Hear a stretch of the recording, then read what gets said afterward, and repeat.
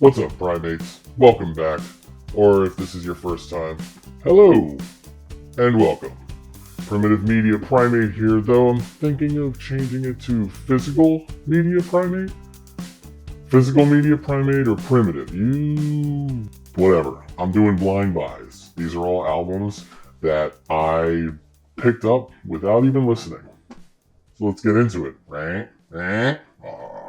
This first one is from the first bundle. It was just some random dude on eBay was like, I have a whole bunch of vinyl and for $20 I'll send you 5 records. And it's like, could you go wrong? It turns out you couldn't go wrong, except for this one. It's good, but I wouldn't have paid $20 for it, but it's good. It's called The Camberwell Now, The Ghost Trade. This is interesting. It's from the mid-'80s over in the UK. They have ex-members of a band called This Heat. So people know that band. I don't know if they know this band too much. It's decent though. Judging from the pictures inside in the layout, they had it looks like hard drives, like computer hard drives as instrumentation. And it's interesting. It's got that real early 80s, mid 80s, post-punk British sound. Think of Joseph K. Think of early New Order, right after Joy Division, post Joy Division, early New Order type stuff. Before they got incredibly synthy. What's with that shadow? Did you notice it's in the last video too? I don't know. I'm just gonna get me a mask. Anyway. Camberwell Now, if you like the early 80s, post-punk type stuff, I think you would dig this. It's interesting. Check it out. If you can find this for maybe $5, $10, I'd say go for it, I wouldn't pay $20 for this though. But it's good. You might want to pay $20 for it. I can't tell you how to spend your money. Spend it however you want. You want to buy a Camberwell Now NFT? You want to buy a Physical Media Primate NFT? I'm not doing NFTs. Next up is a blind buy from RSD 2014, Record Store Day of 2014. I picked this up because it, again, looked interesting. It's on Merge, which I like. I like Merge. Merge is one of my favorite labels. I love Superchunk. Trail of Dead used to be on Merge. Of course, I'm having trouble thinking of other Merge bands. Oh, Waxahachie, or whatever. Okay, so these guys were on Merge. It looked interesting. And it was relatively inexpensive. It was only $12 at the store. And the RSD 2014 pick in question is Burner by Breadwinner.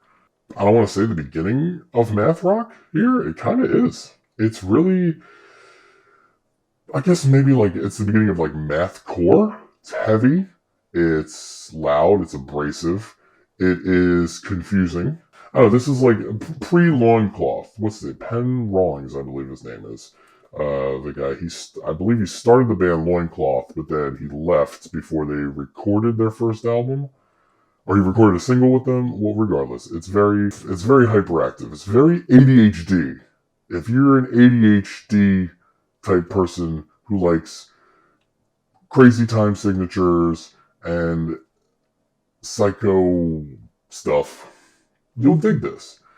Best part is, it's 9 songs. It's all of Breadwinner's recorded output, which was 2 7-inches, 3 songs each, and then an additional 3 songs that just never found their way on anything. And they also get cited by a lot of bands, I believe.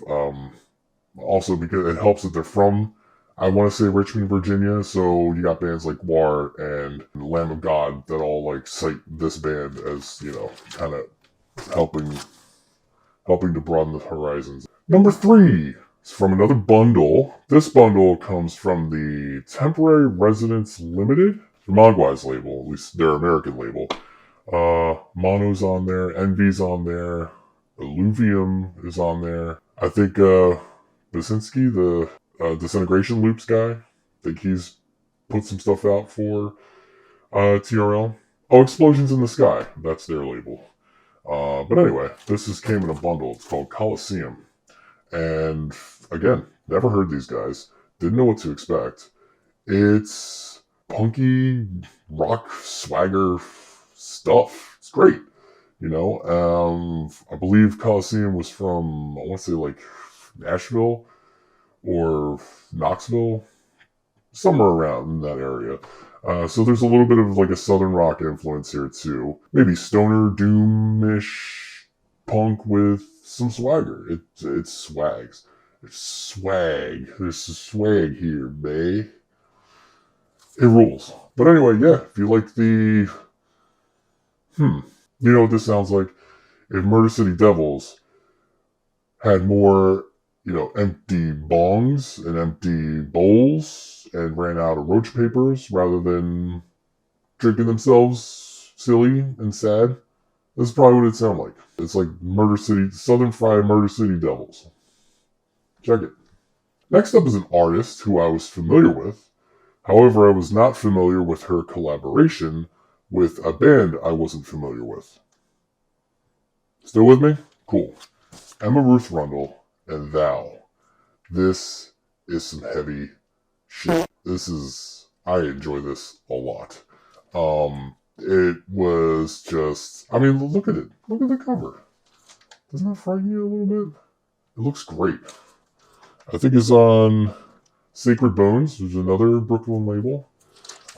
But yeah, it's really like Emma's voice really is very suited for this type of music. For this really, there's some blast in here. It does get kind of fast, but it is also very, very slow. It can inch along, and it's very, massive and thick sauce. I really hope they actually collaborate again and they put something else out, because that sounds like they work very well together. Thou, Emma Ruth Rundle. Moving right along, just got a couple more. This one, again, it's an artist who I was kind of familiar with, but again, only in passing. It's Jay Dilla. Okay, Jay Dilla. Obviously, a dork like me spent a lot of time watching Adult Swim, and the little interstitials in between shows and during commercial breaks featured a lot of his beats and a lot of his music. But yeah, Jay Dilla Donuts, this is a classic. Yeah, it was kind of a surprise how much play this got, because I ended up playing this like I've at least once a night for months after I got it. Jay Dilla Donuts. It's just, if you know it, you know. If you haven't heard Jay Dilla, it's very, very old school hip hop type stuff. So turntables, scratching, stuff like that. Story is that he recorded this on a portable, like a mini portable 45 RPM, like a singles record player. And he mixed it and recorded it from a hospital bed.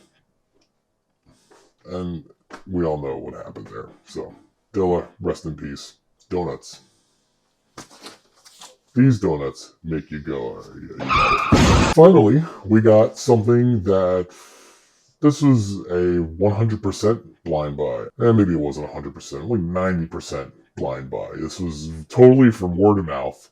I'd never heard anything this guy did. I'd seen a lot of his films. I didn't really pay attention to any of his scores, but, my buddy Jenks always raved about this. Jenks post, a lot of my friends actually raved about this, Pete. And Newberry Comics was having a sale on these, so why not? So John Carpenter Lost Themes. So you got Lost Themes 1, Lost Themes 2, and Lost Themes 3. So these 3 pieces, I'm blown away. I've loved these so much. Each one of them gets spun at least once a week here. And it just, if you like the goth music, if you like darkness, if you like Giorgio Moroder, that's exactly how I described it when I first heard it. I was like, this is like goth Giorgio Moroder. It's amazing. Oh man. This is Trent Reznor before Trent Reznor.